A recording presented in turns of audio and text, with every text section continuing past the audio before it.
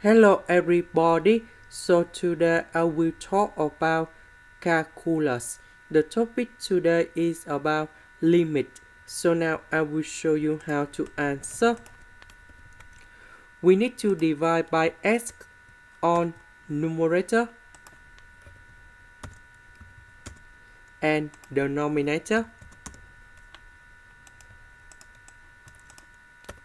So for this one, you got about number 1, and this one go inside about n root, and you will write like this.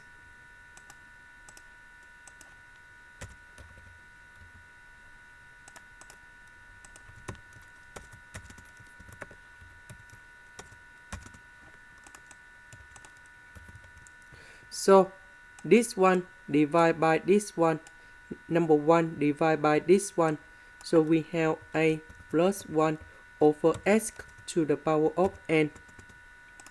When s approaches to positive infinity, this one we go to positive infinity. 1 divided by positive infinity, you got about 0. So in this situation, this one you got about 0. And now we simplify, and we got the final answer. That should be like this. This is the end.